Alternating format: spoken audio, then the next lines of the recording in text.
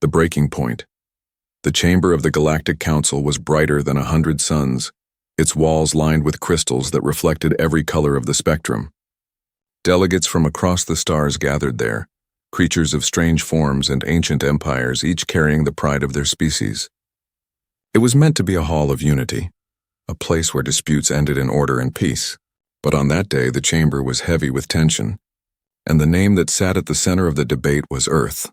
For years, the Council had treated humanity as a small and unpredictable species, tolerated but never respected.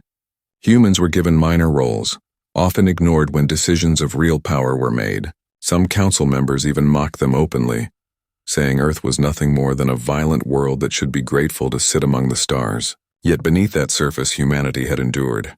They had listened, they had learned, and they had remained silent far longer than anyone expected. Now the Council wanted more. The proposal on the table was simple in words but brutal in meaning. It declared that humanity would no longer control its own fleets. Human ships would fall under Council command, their colonies monitored, their decisions guided by alien authority. In short, humanity was to be placed under leash, treated not as equals but as children who had to be corrected. The voice of the Arcan delegate, a towering figure with shimmering scales, cut across the chamber. Humans bring chaos wherever they walk, he said, his long tail striking the floor. Their wars are endless, their anger unmatched. If we do not control them, they will one day bring ruin to us all. This measure is not cruelty. It is protection. Several delegates nodded in agreement, their voices rising in a chorus. Some whispered that humans were dangerous, others that they were reckless, always seeking conflict. Only a few tried to speak against the proposal, but their words were drowned out by the loud voices of fear. In the corner of the chamber, the human ambassador sat silent. His uniform was plain, without decoration, his expression calm. Unlike the alien delegates, he did not raise his voice, he did not move his hands, he did not strike the table in anger. He simply watched, and in that silence there was something unsettling. The Council mistook his silence for weakness. They thought it was surrender. The chair of the Council, a being of light and shifting form, finally raised its hand and declared, "Then it is decided. Humanity shall yield its command. From this day forward, their fleets belong to the Council." The chamber echoed with the sound of approval. Some delegates even smiled. They thought it was over. They thought humanity had been placed in its rightful place. But then the human ambassador stood. Slowly, carefully, as if the weight of centuries rested on his shoulders. The chamber fell quiet, for though they had mocked humans, they were still curious. Rarely did a human speak in that hall, and when they did, it was often with the kind of fire that left a mark. His voice was not loud. It was calm, steady, almost too calm.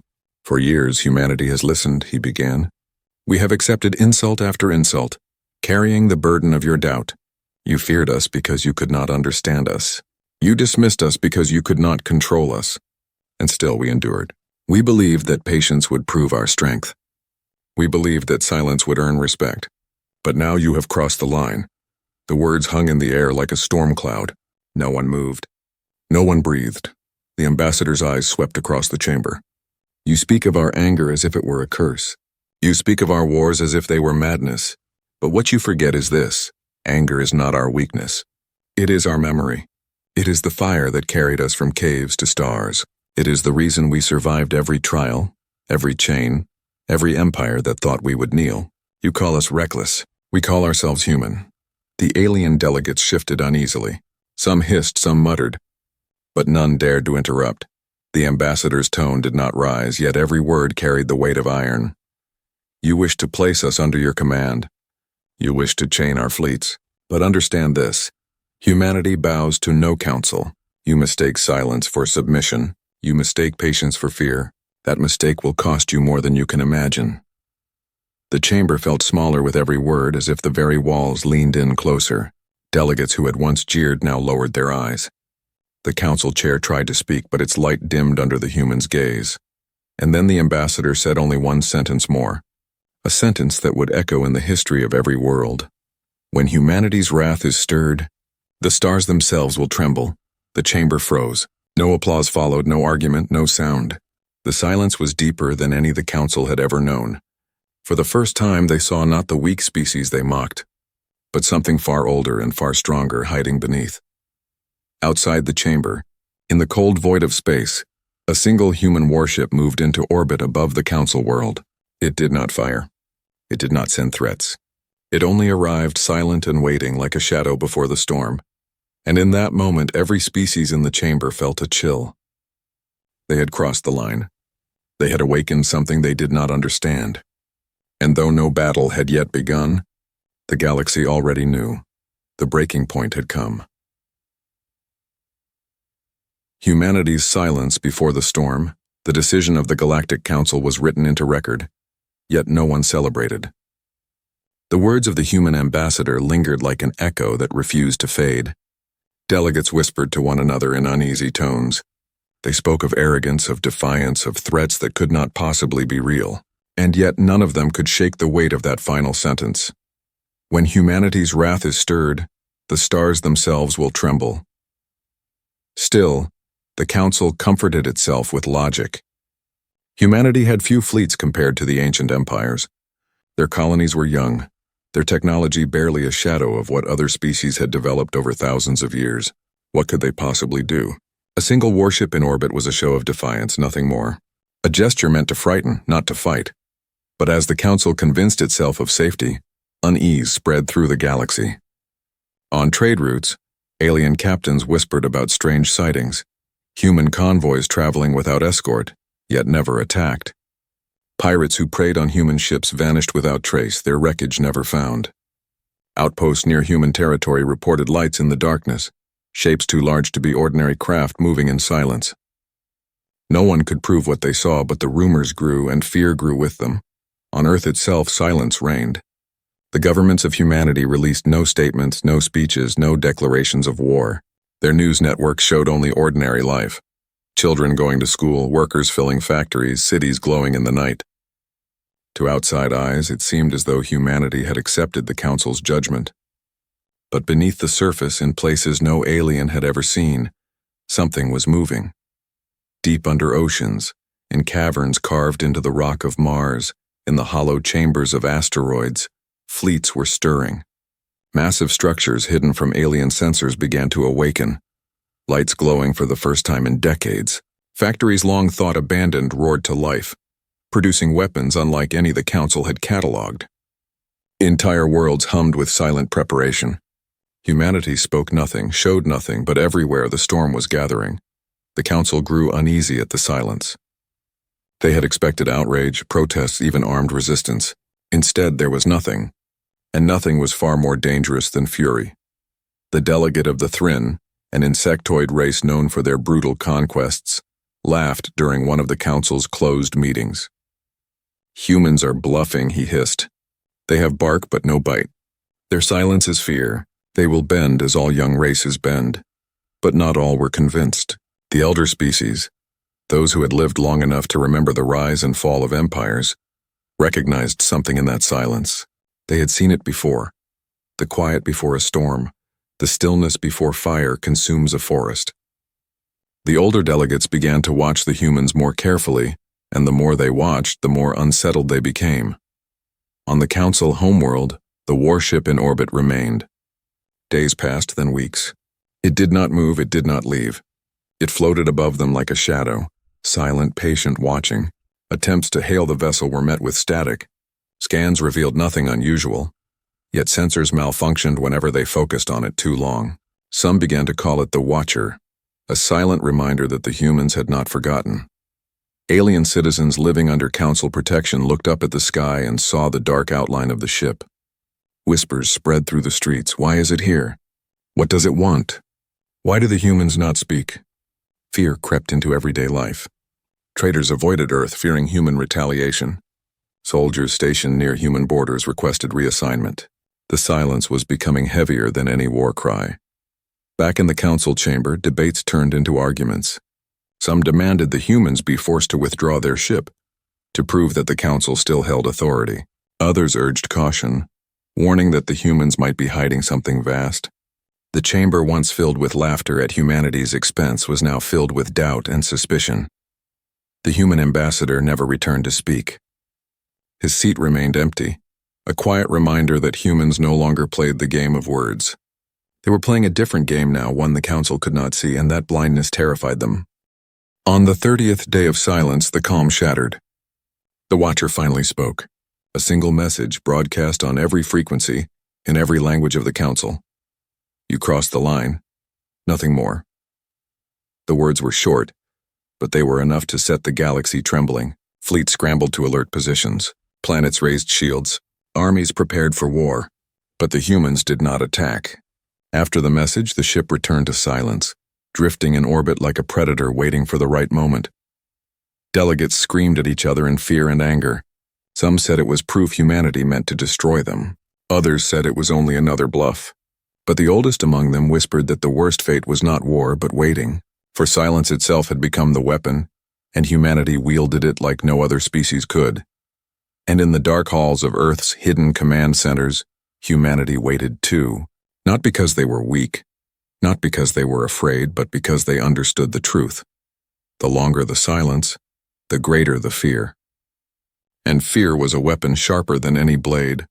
The galaxy did not yet know when the storm would break, but it knew this much: the silence before the storm was almost over. The first shockwave, the Council chamber had grown restless. Weeks of silence had drained the certainty from even the most arrogant voices. The humans had not protested, had not begged, had not even spoken beyond that single cold sentence. Yet their ship still remained in orbit, silent and unmoving, as though waiting for the right moment to act. Delegates tried to convince themselves it was harmless. Some claimed it was only a symbolic act, a bluff meant to test the Council's resolve.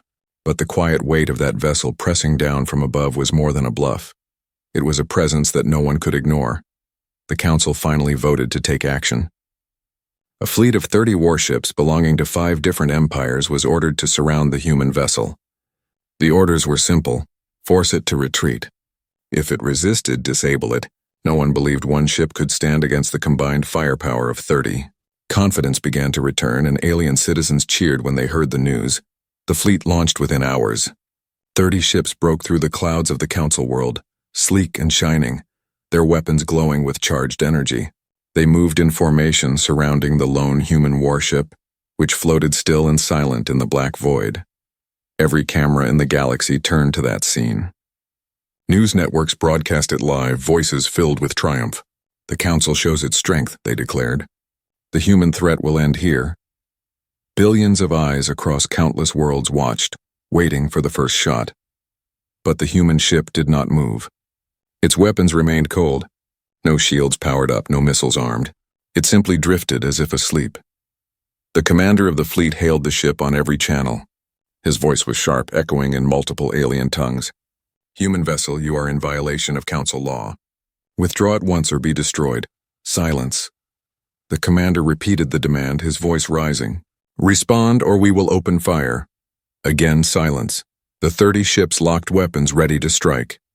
The Council chamber itself held its breath, delegates leaning forward as if to witness humanity's final humiliation. And then it happened. The human ship flickered.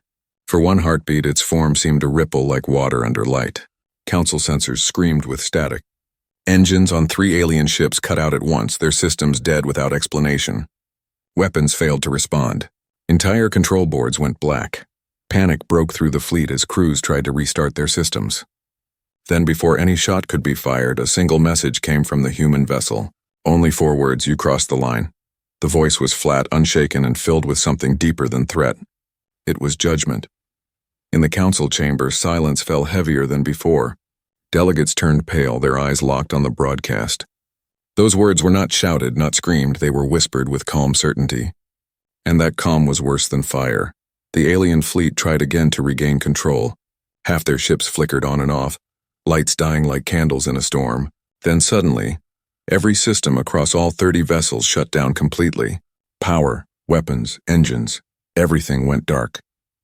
For a long moment, those ships drifted helplessly around the human vessel, powerless and blind. And still, the human ship did not fire. The Council chair's voice trembled as it asked, "What are they doing?" But no one had an answer. Across the galaxy, audiences watched in stunned silence as the impossible unfolded. 30 of the most advanced ships from 5 empires, silenced with no shot fired. The human vessel remained untouched, drifting like a shadow among giants. Finally, the 30 ships flickered back to life one by one. Systems restored themselves as if nothing had happened. The crews gasped in relief, shouting across comms that power was returning. But when they checked their records, every log showed the same thing: no error, no malfunction, no attack. It was as if the ships had been switched off like toys. The commanders tried to regain dignity, but their voices shook.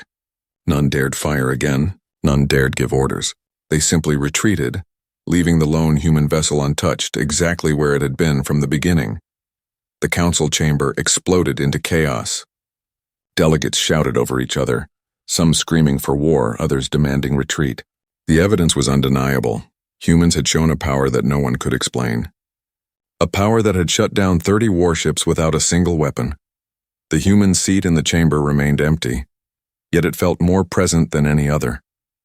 For the first time, the council understood that silence was not weakness. Silence was strength. Across the stars, fear spread faster than light. In markets, traders whispered that humans held ancient technology unknown to the galaxy. In taverns, soldiers spoke of weapons that could end fleets without firing. Pirates abandoned human space entirely, vanishing into other sectors. Even empires that once mocked Earth began to treat them with caution. But the humans remained silent. No victory speeches, no threats, no demands. Only one warship, silent and watchful, drifting in the dark. The shockwave was not in weapons, not in fire, not in death. It was in fear. For the galaxy now knew that humanity was no longer a weak voice in the council. They were something else, something far older, far darker, and far more dangerous than anyone had believed. And though no star had burned, though no shot had been fired, the first shockwave had already torn through the galaxy. Wrath unleashed, the council chamber was no longer a hall of order. It was a storm of voices, panic echoing from every corner. Delegates shouted across the floor, their forms trembling in fear. Some demanded that humanity be destroyed before it was too late. Others urged retreat, saying nothing could match the power they had just witnessed. The chair of the council tried to restore silence, but its shifting light was dim, its authority shaken. The image of 30 warships, disabled without a single shot, replayed on every screen. It was burned into the memory of the galaxy. The idea that a young species could turn off entire fleets with no visible weapon shattered the pride of ancient empires. For the first time in centuries, the council did not know what to do. Meanwhile, the human vessel above their world remained quiet, drifting like a shadow. It had spoken once, and once had been enough. Every hour that passed beneath its watchful presence felt heavier than the last. It was not fire that broke them, but waiting. Then on the 7th day after the fleet's retreat, the silence finally ended. The human ship moved. Slowly, deliberately, it turned away from orbit. Its engines glowed faintly, and then it vanished into the dark, gone before sensors could track it. For a brief moment, the council believed it was over. Relief washed through the chamber like rain after a storm. Delegates allowed themselves to breathe again, to hope that humanity had chosen to withdraw. But that hope died within the next hour. The skies above the council world tore open as space itself rippled. Shadows moved out of the void, shapes vast and endless, far larger than any warship known to the galaxy. One after another, vessels appeared, their hulls black as night, their designs strange and unrecognizable. They dwarfed the fleets of the council, blocking out the stars. There were hundreds, perhaps thousands. The chamber fell silent as delegates stared at the sight. No one had ever seen such a fleet. Even the greatest empires with millennia of power had never built ships of this scale. Their scanners faltered, unable to read the materials or the energy fields around the human ships. They were ghosts, wrapped in shadows, each one a fortress that seemed older than the council itself. And then the message came. The human voice returned, calm as before, carried through every channel, every world, every home. This is not our full strength. This is only a fraction. Do not mistake our patience for fear again. The words chilled even the bravest delegates. If this was only a fraction, then what was the whole? Without warning, a single human ship broke formation, its weapons powered, and a beam of white fire lanced across the void. It struck a barren moon orbiting near the council's homeworld. The moon did not explode. It did not shatter. It simply ceased to exist, erased in silence. One heartbeat, it was there, The next, it was nothing but drifting dust.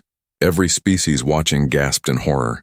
No one had seen a weapon like that before, a weapon that did not destroy but erased. The human voice continued, unshaken.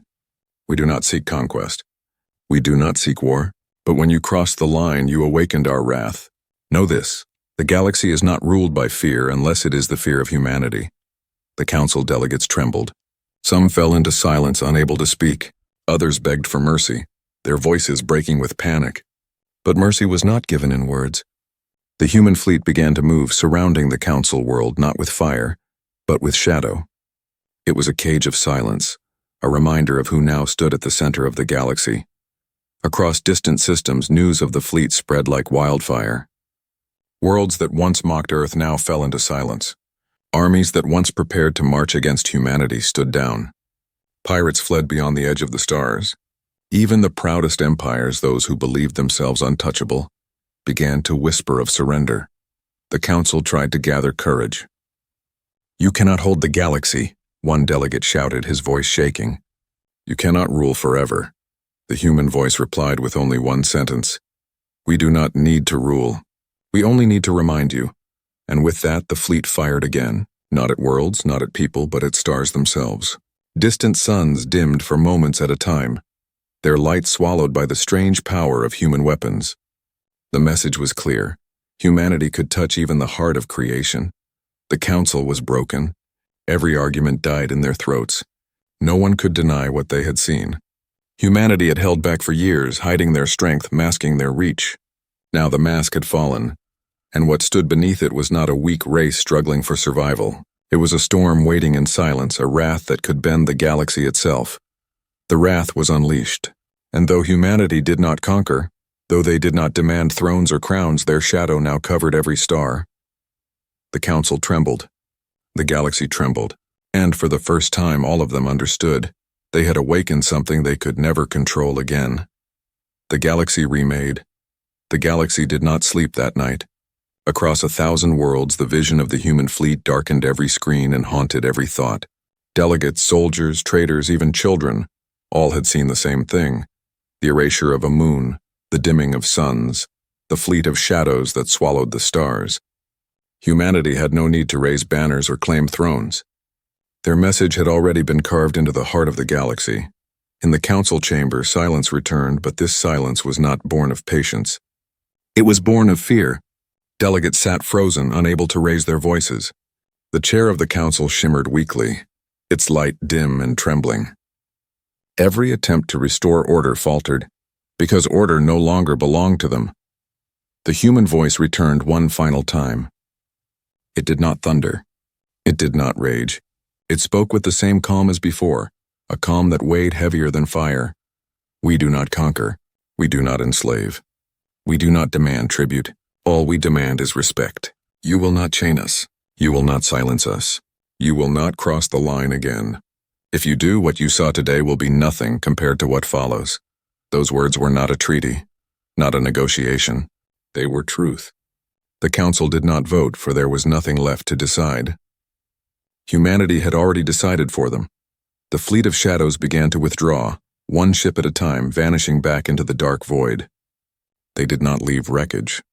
They did not take territory. They left only silence, the kind that lingers after a storm has passed when the air is still heavy with the memory of thunder. When the last ship was gone, the council delegates collapsed into their seats. Some wept openly. Others stared at the floor, their minds broken by what they had seen. A few whispered desperate prayers to gods long forgotten. None dared to speak against humanity again. Beyond the council's walls, the galaxy shifted overnight. Empires that had once threatened human colonies sent envoys with gifts begging for peace. Trade routes that had been dangerous became safe, as pirates fled far from human sectors. Worlds that had mocked Earth now lowered their flags when human ships passed, their silence a quiet admission of defeat. But humanity did not expand as many feared. They did not seize planets or demand new thrones. They did not place soldiers on alien soil. Instead, they returned to their worlds, to their cities, to their people. To the galaxy, this restraint was more terrifying than conquest, for it proved humanity was not drunk with power.